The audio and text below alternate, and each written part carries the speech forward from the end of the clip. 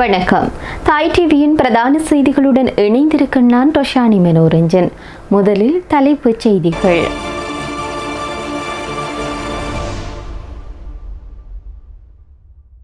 கோட்டபயவிற்கு எதிராக நீதிமன்றம் பிறப்பித்த உத்தரவு.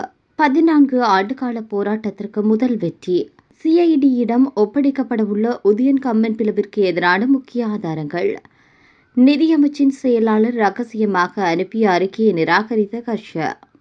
தமிழீழ விடுதலை புலிகளை சீண்டும் இனவாத தரப்பு கொழும்பில் நடத்திய பாதுகாப்பு மாநாடு. ஈரான் மீது அமெரிக்கா அதிரடி தாக்குதல், நிலைக்குலையும் இராணுவ தரை கட்டுப்பாட்டு மையம். உக்ரைனில் ரஷ்யா அதிபயங்கர தாக்குதல், ஏவப்பட்ட நூற்றுக்கணக்கான ட்ரோன்கள், ஏவுகணைகள். இனி விரிவான செய்திகள்.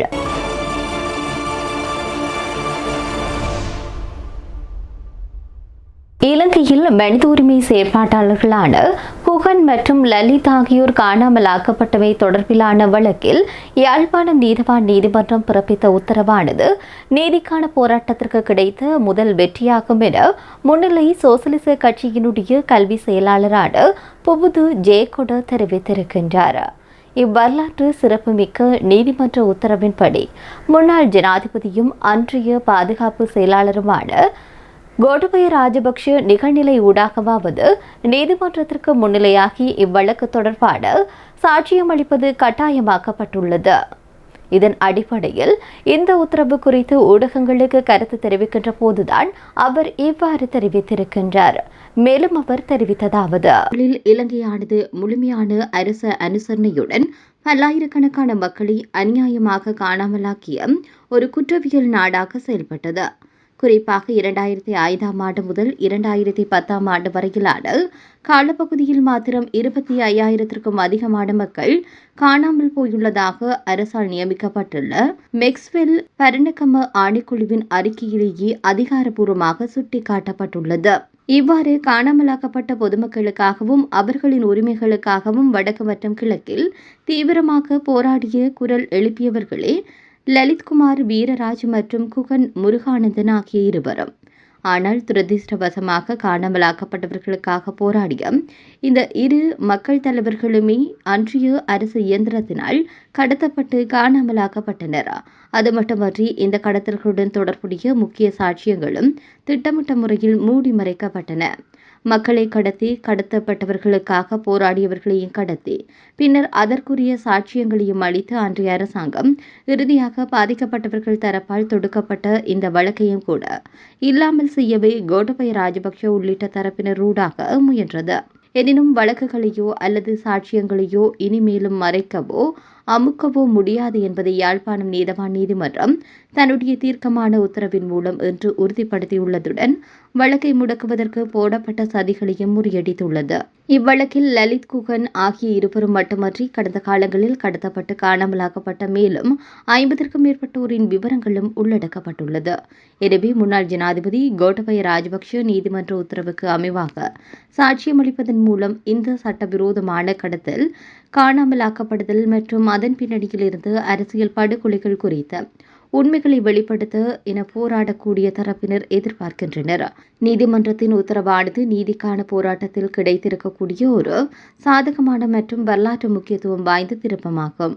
இந்த நீதிக்கான போராட்டத்தை நாம் சட்ட ரீதியாகவும் அரசியல் ரீதியாக மக்கள் போராட்டங்கள் ஊடாகவும் எந்தவிதமான தடையுமின்றி தொடர்ந்து முன்னெடுப்போம். கோட்டபய ராஜபக்ஷ உரிய சட்ட நடைமுறைகளின்படி நீதிமன்றத்தின் முன் சாட்சியம் அளித்தே தீர வேண்டும். இதன் மூலம் பாதிக்கப்பட்ட மக்களுக்குரிய நீதி நிச்சயம் நிலைநாட்டப்படும் என்று தெரிவித்திருக்கின்றார். இனங்களிடையே பிளவுகளையும் அமைதியின்மையையும் ஏற்படுத்த முயல்வதாக பிவிதிருக்கல உரிமைய கட்சியினுடைய தலைவரும் முன்னாள் நாடாளுமன்ற உறுப்பினருமான உதயன் கம்மன்பிலவிற்கு எதிராக வழக்கு தாக்கல் செய்யப்பட்டுள்ளது. உதயன் கம்மன்பில பங்கேற்ற ஊடக நிகழ்வொன்றில் திருத்தப்படாத மூல காணொலி காட்சிகளின் பிரதிகளை உடனடியாக குற்றப்புலனாய்வு திணைக்களத்திடம் ஒப்படைக்குமாறு சம்பந்தப்பட்ட மின்னணு ஊடக அலைவரிசைகளின் பிரதானிகளுக்கு கொழும்பு கோட்டை நீதவான் ஃபசன் அமரசேன உத்தரவிட்டுள்ளார். குற்றப்புலனாய்வு திணைக்கள நீதிமன்றத்தில் தாக்கல் செய்ய ஒரு விசேட மனுவை பரிசீலித்த பின்னர் நீதவான் இந்த உத்தரவை பிறப்பித்தார். இதன்போது சம்பவம் தொடர்பாக ஊடக அலைவரிசைகளில் ஒளிபரப்பப்பட்ட காணொலி காட்சிகளை கொண்ட குறுந்தகடுகளை தாங்கள் ஏற்கனவே பெற்றுக் கொண்டுள்ளதாக குற்றப்புலனாய்வு திணைக்கள அதிகாரிகள் நீதிமன்றத்திற்கு தெரிவித்தனர். இருப்பினும் விசாரணையை மிகவும் துல்லியமாகவும் பாரபட்சமின்றியும் முன்னெடுப்பதற்கு ஒளிபரப்பின் திருத்தப்பட்ட பகுதிகள் மட்டும் போதுமானது அல்ல என்று அவர்கள் சுட்டிக்காட்டினர். சம்பந்தப்பட்ட நிகழ்ச்சிகளின் மூல காணொலிகளை பார்வையிடுவது அவசியம் என்பதனால் தொலைக்காட்சிகளுக்கு இந்த உத்தரவு பிறப்பிக்குமாறு குற்றப்புலனாய்வுத்துறை நீதிமன்றத்தை கேட்டுக் கொண்டது. இடங்களுக்கிடையே அமைதியின்மையை ஏற்படுத்தும் கருத்துக்களை மின்னணு மற்றும் அச்சு ஊடகங்கள் மூலம் வெளியிடுவது குறித்து ஏற்கனவே ஒரு விரிவான விசாரணை தொடங்கியுள்ளதாக குற்றப்புலனாய்வு திணைக்களம் கூறுகிறது. மேலும் விசாரணையை வெற்றிகரமாக நடத்துவதற்கு மூல காணொலிகளை ஆய்வு செய்வது அவசியமான சான்றாக அமையும் என்று குற்றப்புலனாய்வுத்துறை சமர்ப்பித்த வாதங்களை ஏற்றுக்கொண்டு கோட்டை மாஜிஸ்திரேட் விசேட உத்தரவின் மூலம் இதற்கான அனுமதி வழங்கியுள்ளார். நாட்டில் பெரும் பரபரப்பை ஏற்படுத்தி இருக்கக்கூடிய $2.5 பில்லியன் நிதி மோசடி தொடர்பாக நிதியமைச்சனுடைய செயலாளரினால் அனுப்பி வைக்கப்பட்டுள்ள அறிக்கையை தாம் முற்றாக நிராகரித்திருப்பதாக அரசு நிதி பற்றிய குழுவினுடைய தலைவர் நாடாளுமன்ற உறுப்பினரான கலாநிதி ஹர்ஷடி சில்வா தெரிவித்திருக்கின்றார். அத்துடன் இந்த அறிக்கையை குழுவிடமிருந்து மறைத்து தன்னுடைய தனிப்பட்ட பயன்பாட்டிற்காக மட்டும் அனுப்ப நிதியமைச்சின் செயலாளர் எடுத்த முயற்சியை எவ்வகையிலும் ஏற்றுக்கொள்ள முடியாது என்று அவர் குறிப்பிட்டார். குறித்த நிதி மோசடி தொடர்பான அனைத்து விவரங்களையும் உள்ளடக்கிய முழுமையான அறிக்கை ஒன்றை சமர்ப்பிப்பதற்காக நிதியமைச்சின் செயலாளருக்கு 4 வார கால அவகாசம் வழங்கப்பட்டிருந்தது. இவ்வாறு நீண்ட தாமதத்திற்கு பின்னர் குழுவிடம் ஒப்படைக்கப்பட்ட அறிக்கையில் குழுவின் கௌரவ தலைவரின் தனிப்பட்ட பயன்பாட்டிற்கு மாத்திரம் என குறிப்பிட்டிருந்ததாக ஹர்ஷடி சில்வா வெளிப்படுத்தினார். நான் இந்த நாட்டு மக்களை ஜனநாயக ரீதியாக பிரயத்துவப்படுத்தும் ஒரு நபர். தற்போது அரசு நிதி பற்றி குழுவின் தலைவராக நான் அமர்ந்திருப்பது தனிப்பட்ட நிகழ்ச்சி நிரல்களை செயல்படுத்துவதற்காக அல்ல என தெரிவித்தார். இந்த அறிக்கை கேட்கப்பட்டது நான் தனியாக வாசிப்பதற்காக அல்ல, நிதிக்குழுவில் சமர்ப்பித்து கலந்துரையாடுவதற்கே ஆகும் என சுட்டிக்காட்டினார். இதன் காரணமாக தனது வீட்டிற்கு அனுப்பி வைக்கப்பட்ட அந்த அறிக்கையை பொறுப்பேற்க மறுத்து நிராகரித்ததுடன் அதனை நாடாளுமன்றத்தினூடாகவே மீண்டும் நிதியமைச்சுக்கே திருப்பி அனுப்ப நடவடிக்கை எடுத்ததாக அவர் குறிப்பிட்டார். இந்த அறிக்கை நிராகரிக்கப்பட்டதை தொடர்ந்து குழுவிற்குள் அடுத்த கட்ட நடவடிக்கைகள் என்ன என்பது குறித்து சுமார் 1.5 மணித்தியாலங்களுக்கு மேலாக கடும் தர்க்கங்கள் மற்றும் வாக்குவாதங்கள் ஏற்பட்டதாக ஹர்ஷடி சில்வா தெரிவித்தார். அரசு அதிகாரிகள் நாடாளுமன்ற பாரம்பரியம், தொழில்முறை தன்மை மற்றும் பொறுப்புக்கூறல் ஆகியவற்றை கண்டிப்பாக பின்பற்ற வேண்டும் என சுட்டிக்காட்டிய அவர் ஜனநாயகத்தை ஒடுக்க முயன்ற இந்த முயற்சிக்கு எதிராக புதிய உத்தரவு பிறப்பிக்கப்பட்டுள்ளதாக கூறினார். குழுவில் அனைத்து உறுப்பினர்களின் ஏகோபித்த இணக்கப்பாட்டின் அடிப்படையில் இன்று ஒட்டுமொத்த நாடாளுமன்ற குழுவிற்கும் பகிரங்கப்படுத்தக்கூடிய வகையிலான புதிய அறிக்கை ஒன்றை சமர்ப்பிக்குமாறு சம்பந்தப்பட்ட அதிகாரிகளுக்கு உத்தரவு விடப்பட்டுள்ளது. இந்த புதிய அறிக்கை சமர்ப்பிக்கப்பட்டதன் பின்னர் குழுவின் உறுப்பினர்கள் அதனை ஆராய்ந்து அடுத்த சில நாட்களுக்குள் அது குறித்து உத்தியோகபூர்வமாக கலந்துரையாட உள்ளனர். இவ்வாறான கலந்துரையாடல்களோ அல்லது அறிக்கைகளையோ எந்த ஒரு சந்தர்ப்பத்திலும் மக்களிடமிருந்து மறைத்து செய்யக்கூடாது என்பதில் நான் உறுதியாக இருப்பதாகவும் அரசு நிதி தொடர்பான பொறுப்பை தனிப்பட்ட முறையில் தன் மீது சுமத்துவதற்கு யாருக்கும் இடமளிக்கப் போவதில்லை எனவும் கலாநிதி ஹர்ஷடி சில்வா திட்டவட்டமாக கூறினார். கலாநிதி ஹர்ஷடி சில்வா தன்னுடைய அதிகாரப்பூர்வ எக்ஸ் தளத்தில் இந்த விவகாரம் தொடர்பில் அவர் பதிவொன்றையிட்டுள்ளார் என்பதும் குறிப்பிடத்தக்கது. தமிழீழ விடுதலை புலிகளை மீளுருவாக்குவதில் அவர்களின் களம் மாறுபட்டுள்ளது என்று இலங்கை புவிசார் அரசியல், வெளிநாட்டு கொள்கை மற்றும் சர்வதேச உறவுகள் ஆகிய துறைகளில் நிபுணரான அசங்க அபிகுணசேகர தெரிவித்திருக்கின்றார். தேசிய பாதுகாப்பு தொடர்பில் கொழும்பில் நடைபெற்ற மாநாட்டில் உரையாற்றும் போது இதனை அவர் தெரிவித்தார். அவர் மேலும் தெரிவித்ததாவது: பயங்கரவாதம் இன்னும் முடிவடையவில்லை. தமிழீழ விடுதலை புலிகளின் சர்வதேச ரீதியிலான தலைவர்கள் இருக்கின்றார்கள். பெயரை குறிப்பிட்டு கூறினால் நோர்வேயில் இருந்து நெடியன் தமிழீழ விடுதலை புலிகள் அமைப்பை வழிநடத்துகிறார். அடுத்ததாக பிரான்சில் இருந்து விநாயகம் ஆயுதமேந்திய புலனாய்வு பிரிவை வழிநடத்துகின்றார். இந்தியாவில் இருந்து சிரஞ்சீவி மாஸ்டர் என்ற பெயரில் ஒருவர் செயல்பட்டு வருகிறார். இந்தியாவில் இருந்து இலங்கைக்கு படகு மூலம் வந்து செல்ல அரை மணித்தியாலம் மட்டுமே ஆகும். தற்போது அவர்கள் தங்களுடைய களத்தை மாற்றியுள்ளனர். ஏனெனில் இலங்கைக்குள் செயல்படுவதை எதிர்காலத்திற்கு பாரப்படுத்தியுள்ளனர். நாங்கள் பயங்கரவாதத்தை 2009ஆம் ஆண்டு மே மாதம் அளவில் இந்த நாட்டிலிருந்து முற்றாக ஒழித்த போதிலும் அதன் பின்னர் புனர்வாழ்வு பெற்றும் பெறாமலும் தப்பியோடிய அனைவரும் ஒன்றிணைந்து மீண்டும் இதனை அமைப்பாக்கியுள்ளனர். ஆயுதமேந்திய புலனாய்வு மற்றும் அரசியல் பிரிவுகளாக தனித்தனியாக செயல்பட்டு நாட்டின் ஆட்சியை கைப்பற்ற தயாராகி வருகின்றனர். அரசியல் ரீதியாக ருத்ரகுமரன், அருட்தந்தை இமானுவேல், சுரேந்திரன் உள்ளிட்ட குழுவினர் செயல்பட்டு வருகின்றனர். அவர்களிடமே நாட்டின் ஆட்சி மாற்றத்தை ஏற்படுத்தும் பலம் உள்ளது. அவர்களிடமே பணம் இருக்கிறது.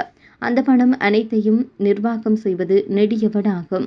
சமீபத்தில் முக்கிய நபர்கள் சிலர் சென்று இவர்களை சந்தித்து அங்கு எட்டப்பட்ட உடன்பாடுகளின்படிதான் இன்று எமது இராணுவத்தினருக்கு இந்த நிலைமை ஏற்பட்டுள்ளது. அவர்களை திருப்திப்படுத்துவதற்காகவே இது செயல்படுகிறது. அவர்கள் ஒருபோதும் தனிநாடு என்ற கொள்கைகளுக்கு அப்பால் செல்வதில்லை. அவர்கள் இந்த தனிநாட்டு கொள்கையை இந்த மண்ணில் செயல்படுத்துவதற்காகவே போராடுகின்றனர். எனவே நாம் சுதந்திரமாக வாழ வேண்டுமானால் அதற்கு எதிராக போராட வேண்டும் என்று தெரிவித்தார்.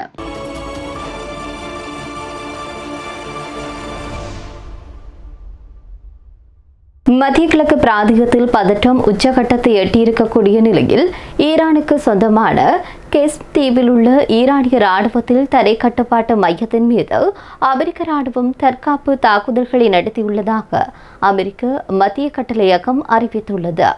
மத்திய கிழக்கு பிராந்தியம் முழுவதும் ஈரான் நடத்த முற்பட்ட தாக்குதல்களுக்கு பதிலடியாக இந்த நடவடிக்கை மேற்கொள்ளப்பட்டிருப்பதாக அமெரிக்கா தெரிவித்திருக்கிறது. அமெரிக்காவின் இந்த நடவடிக்கையை தொடர்ந்து ஈரான் தன்னுடைய அண்டை நாடுகள் மீது பல பாலிஸ்டிக் ஏவுகணைகளை ஏவி தாக்குதல் நடத்தியது. எனினும் இந்த ஏவுகணைகள் அனைத்தும் இலக்குகளை தாக்க தவறிவிட்டதாக அமெரிக்கா தெரிவித்தது.